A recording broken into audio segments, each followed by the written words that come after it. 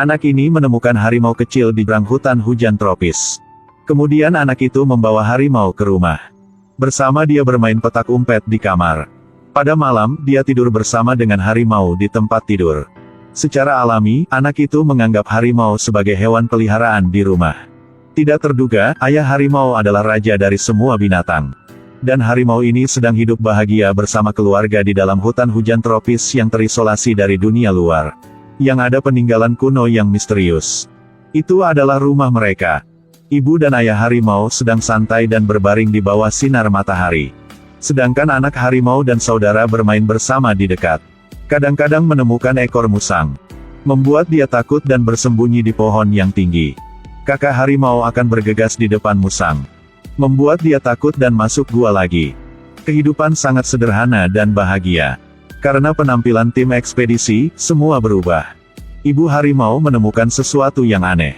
Segera ambil kakak harimau dan berlari. Membawa anak-anak bersembunyi di reruntuhan kuno. Sedangkan ayah harimau memanjat di tempat tinggi. Dengan cermat dia mengamati tindakan dan arah tim ekspedisi. Dan tujuan mereka adalah patung batu kuno di gedung peninggalan. Seluruh keluarga harimau ditemukan oleh mereka. Ibu harimau harus membawa harimau adik untuk melarikan diri terlebih dahulu. Meninggalkan kakak harimau di reruntuhan. Dia menggeram untuk minta tolong. Ketika ayah harimau mendengar suara itu, dia segera berlari ke anak. Dan melompat ke atas pemburu yang ingin menangkap anak. Tidak terduga, senapan diarahkan langsung ke punggung dia. Setelah terdengar tembakan, kakak harimau menyaksikan ayahnya pingsan dalam genangan darah. Secara naluriah, ia merangkak di bawah tubuh ayahnya untuk mencari perlindungan. Tetapi tidak terduga, dia ditemukan oleh manusia. Oleh karena itu, ia ditangkap di dalam sangkar oleh tim ekspedisi. Kapten McCrory ingin memberi air untuk dia. Tetapi dia tidak mau. Sebaliknya, ia melihat jari tangan dia sebagai puting susu dan menyimpan. Kemudian mereka membawa rampasan. Kembali desa. Tetapi mereka ditemukan oleh polisi bahwa mereka diam-diam mengangkut patung batu. Dan Kapten MC Rory ditangkap.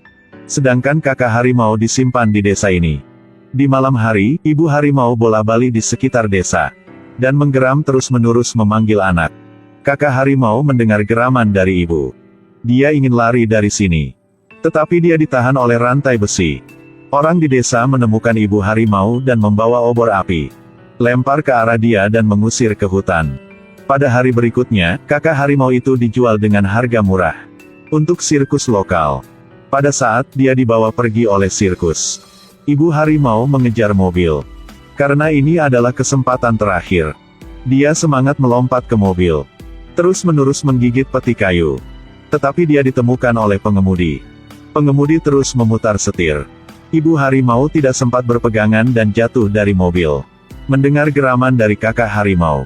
Ibu harimau berusaha bangun dalam kesulitan. Pada akhirnya, dia dengan adik harimau, melihat mobil yang membawa harimau kakak pergi. Sekarang harapan terakhir sudah hilang. Setelah harimau kakak mencapai sirkus. Dicengkeram lehernya oleh pelatih hewan dan diangkat tinggi-tinggi. Dia memamerkan taring dan cakarnya untuk mengancam orang di depan. Orang lain akan menerima harimau ini. Tetapi lengan dia digigit oleh harimau. Kekuatan anak harimau terbatas, jadi tidak cukup kuat untuk melawan. Dia didorong ke tanah dan dipukuli. Seekor harimau besar di samping sudah biasa dengan pemandangan ini.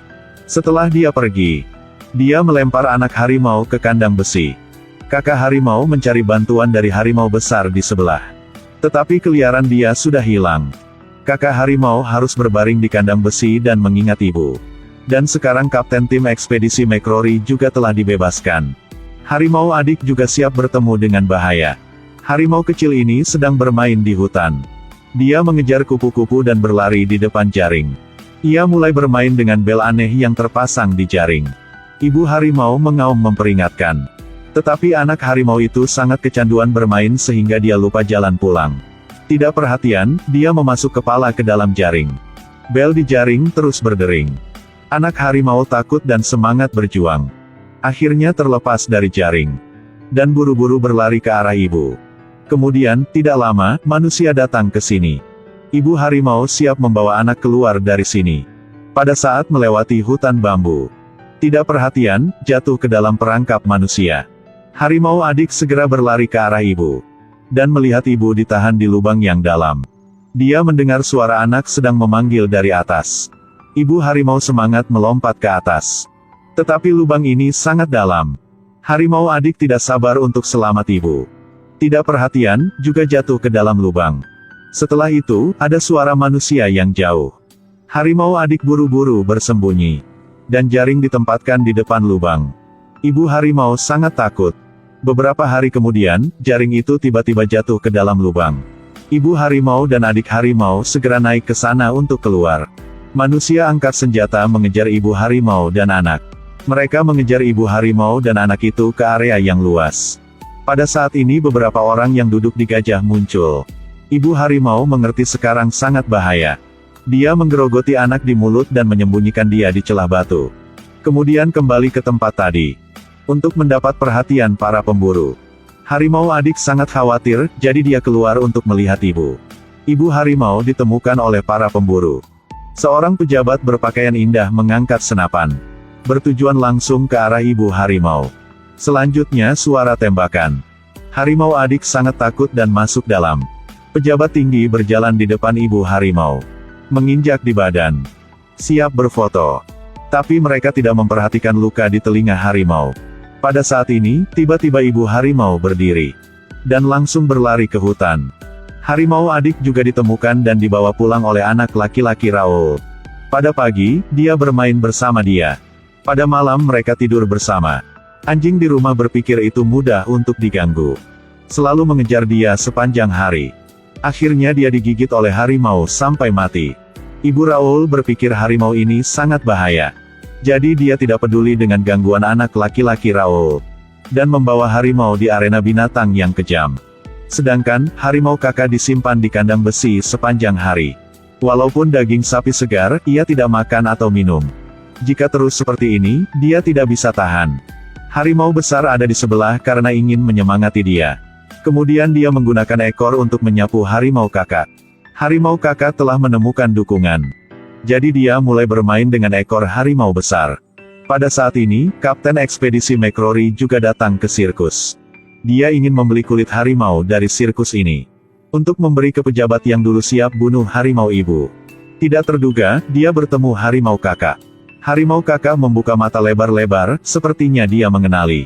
Jadi MC Rory tambah bayar untuk sirkus. Semoga orang di sirkus bisa menjaga dia dengan baik.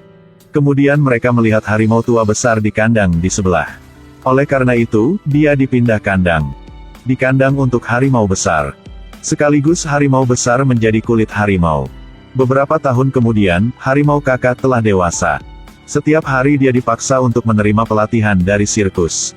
Kalau dia salah atau memberontak, dipukuli secara brutal oleh semua orang di sirkus. Hal ini menyebabkan kehilangan karakter liar. Tidak ada keagungan raja binatang buas di hutan. Sedangkan harimau adik menjadi raja di arena binatang. Menjadi titik fokus kesenangan pejabat tinggi dan bangsawan kaya. Orang di arena menemukan sirkus. Siap untuk dua saudara harimau saling membantai. Dua harimau berkelahi di arena binatang.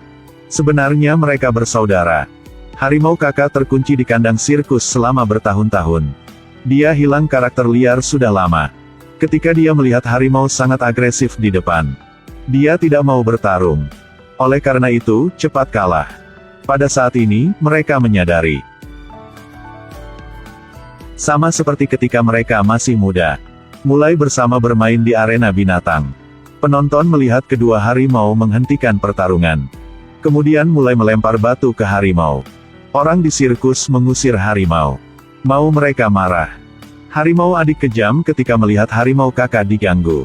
Segera bergegas menggigit lengan orang di sirkus. Semua orang melihat situasi itu. Buru-buru buka gerbang besar arena binatang.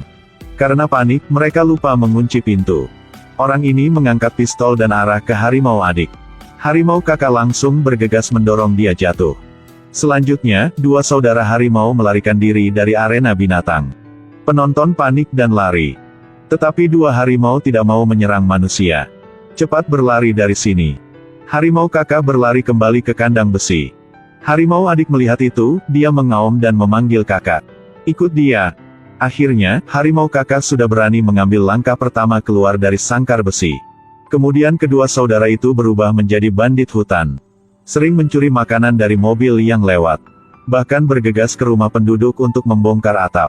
Akhirnya naik truk pengiriman daging babi. Dan makan semua daging babi. Kadang-kadang harimau kakak lakukan sirkus untuk harimau adik. Harimau adik sangat suka dan menonton pertunjukan dari harimau kakak. Di masa depan, kehidupan bahagia dan bebas di hutan dimulai. Kedua bersaudara itu diserang oleh manusia. Kedua bersaudara harus lari ke hutan. Mereka telah menemukan jejak kehidupan dulu. Dan manusia juga mengikuti mereka. Mereka menuangkan bensin ke seluruh semak-semak di sekitar hutan. Siap guna api besar untuk memaksa saudara harimau keluar. Api berkobar dan dengan cepat menyebar ke arah hutan. Sangat cepat, api mengelilingi kedua bersaudara harimau. Mereka tidak bisa berlari. Pada saat ini, harimau kakak maju ke depan. Dia tidak takut api lagi. Melompati api. Tetapi harimau adik masih takut. Oleh karena itu, harimau kakak melompat ke arah adik. Dia mendorong harimau untuk melompat. Kali ini adik mengikuti jejak harimau kakak. Melompat api. Semua hal ini dilihat oleh Kapten Ekspedisi McCrory. Dia tidak percaya bahwa hewan juga memiliki sisi manusianya sendiri. Anak laki-laki Raoul menemukan harimau di hutan hujan tropis. Harimau adik juga tahu Raoul. Dia mendekati ke arah Raoul. Kedua telah kembali ke masa ketika mereka masih anak kecil. Tapi Kapten McCrory takut harimau itu akan menyakiti Raoul. Harus ambil senapan dan mengarah ke sana.